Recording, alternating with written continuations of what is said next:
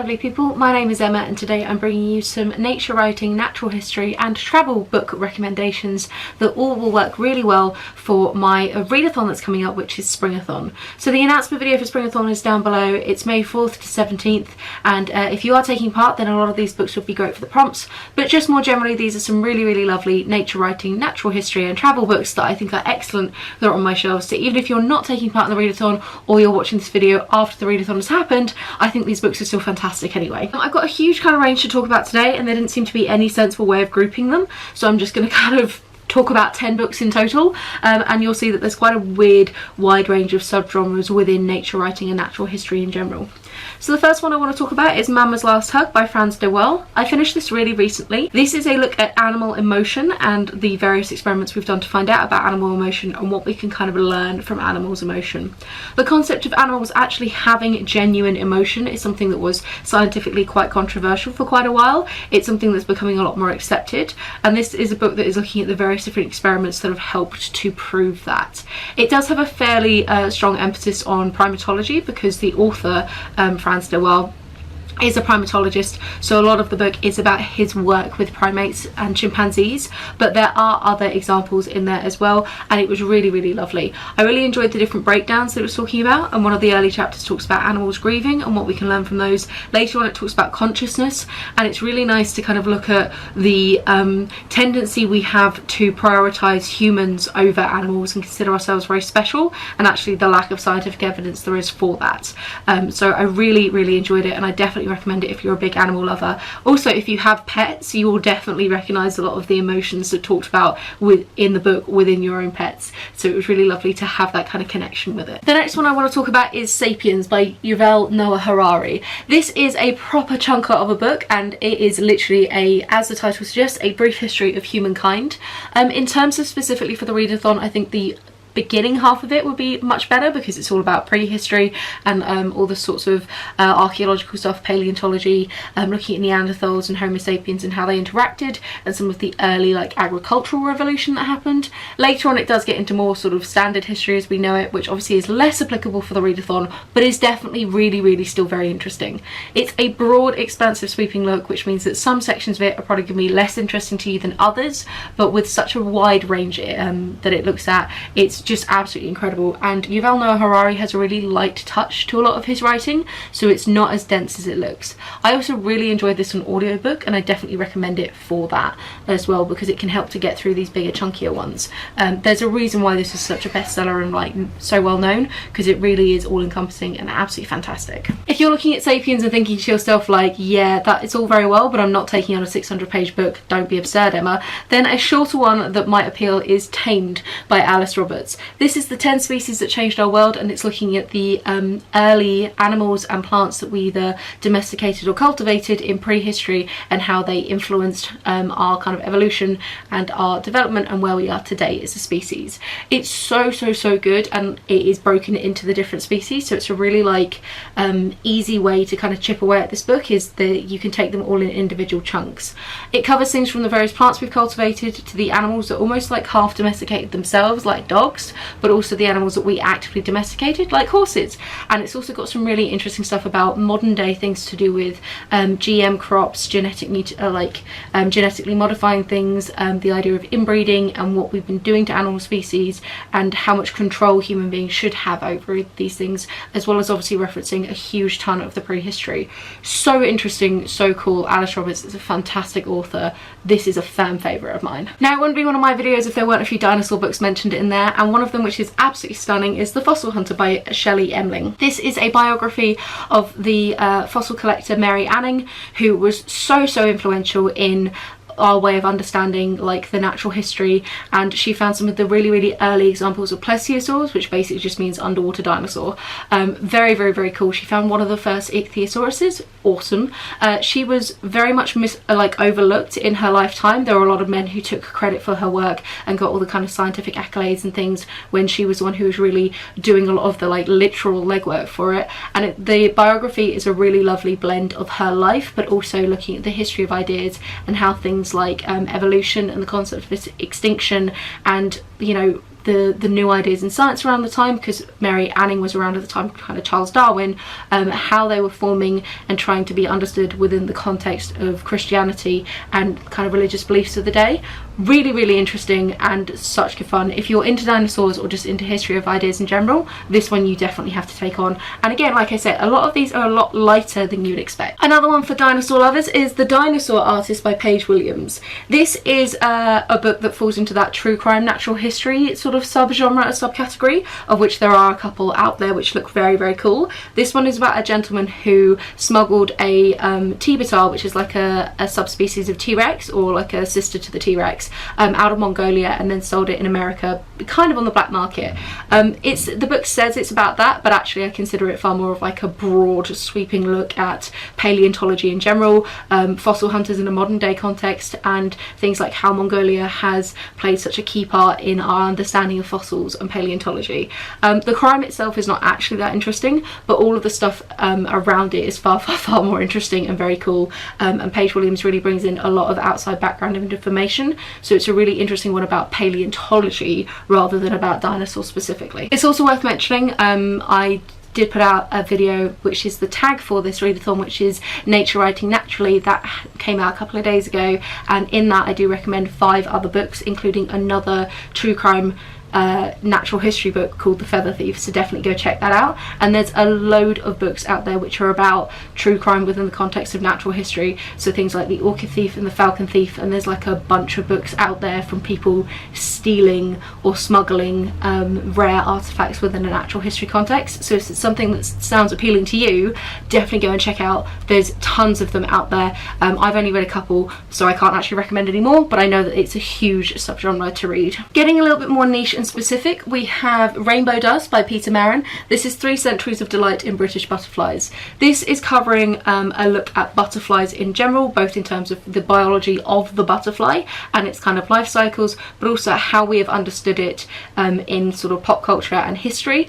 Butterfly collecting is something that was very popular as a hobby, and it's looking at some of the early naturalists who decided to collect butterflies and what we learnt from them, and also later on talks a little bit about climate change and intensive farming and sort of the effects that the modern day has had on the British countryside and what that has done to butterfly collection populations. It's really interesting, really lovely, and I really credit this book as being the one that really opened up nature writing and nature writing is something that I was interested in beyond natural history. I've been really interested in like prehistory and prehistoric stuff for quite a while. A lot of people on this channel know that, but this is the book that really made me realise how much I also enjoy nature writing in general, because some of the descriptions of the British countryside were just so lovely, and the different butterfly species it talks about are just so, so beautiful. So excellent book, really good fun. If you are into conservation and the British countryside, then an excellent book that is very well known on BookTube is Wilding by Isabella Tree. This is detailing Isabella's experiences letting her farm that she owned with her husband basically be given back to the land, and their process of wilding the landscape. She owned this farm that they used intensive farming practices for quite a while, but when that became economically not viable, they swapped to things that were more focused on bringing in keystone species and then letting nature kind of take a hold. It's a really interesting look at conservation and the different approaches to conservation, because wilding is quite a controversial topic, and also the British public's reactions and sort of relationship with countryside. She gets a lot of really angry letters from people in her village about weeds and how she's let dandelions and ragwort take over, and it's amazing just how strongly some people feel about this. It's got some really interesting discussions as well about farming practices and kind of more global farming policy and the way that that is impacting our landscape. So it's a lovely mix of like the very micro sense of literally just a farm, and then the macro things of sort of the interactions involved. But if this is all sounding really, really serious to you, don't worry, a solid half of the book is just really pretty descriptions of like wild horses and otters and beavers. So it's absolutely beautiful and stunning and really fascinating. I would heavily, heavily recommend it, and again, audiobook for that is beautiful. Taking on a slightly different route, we also have Cannibalism by Bill Schutt. This is looking at various examples of cannibalism, both in the natural world and also in the kind of human anthropological sense. The first half of the book is looking at biology in the natural world. The second half is looking more at the anthropology. Both of them really, really interesting. What I would say, coming at it from like more of a biological aspect, is the sections about various species that show examples of cannibalism out in the natural world can be a little bit brief, because it's not looking at a lot of detail about each species individually. It's more giving you different instances of cannibalism, so you might find it a little bit too brief in places. However, it's got a fantastic bibliography, so going on and finding more information would totally be really easy. And I loved the anthropology section at the end. Really, really fascinating and cool. And if you're looking at being like, Emma, I don't want to read about people eating people, don't worry, there's no descriptions of like any of the kind of true crime serial killers out there, and I really respect Bill Schutt for not including that in this. This is strictly biology and anthropology, no true crime in sight. So if you're squeamish like me and really don't like that, you can still read this book. Okay, going off on a slightly different sort of tangent, we do have travel as one of the prompts in this one, and one that I think would definitely count. And actually I was chatting with Jenny from Bookish Shenanigans about this the other day, and that's Prisoners of Geography by Tim Marshall. This is the 10 maps that tell you everything you need to know about global politics, and this is really a look at geopolitics, which is how the landscape of the country can shape its political relationships with countries around it and its place in the world. So I think it totally counts in this readathon. I think you can make it work. It is so good and so interesting, and it explains these really, really big, crazy macro concepts in a way that makes it make way more sense. My kind of like basic understanding of how the world works was improved so much by this book. Tim Marshall has such a light touch with how he writes. Some of it is going to be not necessarily out of date, but it's interesting, some of the kind of changes there have been recently since this book came out. But I would really recommend this if you are somebody who is ever kind of a little bit lost about sort of bigger global political things, or indeed really into global political things, or just generally wants a bit of a book about the world, like the whole world. It's really, really, really fascinating. If you're looking for two kind of travel-y books, there are two as well that I'd like to recommend. When I say recommend, I had kind of a mixed reading experience with both of these, but I think that they are interesting enough that if you are into travel writing in general, especially historical travel writing, you will really enjoy them. The first of these is Voyage of the Beagle by Charles Darwin, which is literally Charles Darwin's diaries when he is on board the Beagle for the 5 years, which is some of the beginnings of his look into evolution and things. I was hoping from this book that there'd be more about like the animals and plants and geology of the environment, but it kind of drifts into a lot of very awkward anthropology that has not aged well and is definitely not politically correct in most places. So I'd recommend potentially getting a physical copy of the book and then being able to skim the bits that are him talking about how savage some of these people are.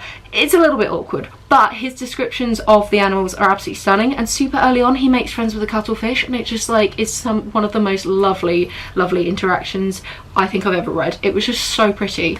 So it is kind of I think it's worth the effort, but definitely also worth skimming some of the awkward bits.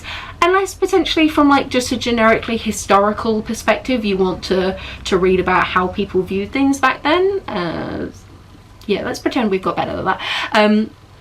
And so, you know, it's up to you, but I think this is for people who are really, really, really into nature writing travel and like historical travel. If you're somebody who is more new to the genre, I would not recommend this one. Another one that is similar is Nathaniel's Nutmeg. I can't remember who it's by, I'll put it on the screen here. And this is a historical look at nutmeg and its importance in like global commerce and kind of shipping in sort of historically speaking, and it's really, really interesting. It does drag in a few places and there's slightly too many names for it, but it talks about like trying to find the Northern Passage. It's got some really interesting examples of some of the islands that they basically had to take control of to control the supply of nutmeg and other spices, and then some of the battles they fought to try and get them. And I vividly remember at the end, sorry, I read this book quite a few years ago now, so it's a little bit hazy in my mind, but at the end there's this example of an island which basically, I can't remember which country had a hold of it, but they were under siege for like absolute years, but they managed to keep a hold of this island and keep it in the name of their country, which then ended up impacting the sale of like America. It was completely crazy. So really would recommend, again, if you're into that kind of historical travel sense. Like I said, I've done a tag about this, so please do go check it out as well, because it's got a bunch more recommendations. But do let me know what you think to some of these books. A really weird broad stretch of different books and different subgenres, which which I think just shows kind of how broad a subject nature writing and natural history can really be. So what do you think to this? Are any of these now on your TBR? Are you taking part in the readathon? If so, have any of these jumped onto your TBR? Please do let me know in the comments down below. And also, if you've got any recommendations for books based off of some of the stuff that I've talked about here, I'm always looking for more nature writing, so do let me know. Have a wonderful reading week, and I'll chat to you soon. Bye!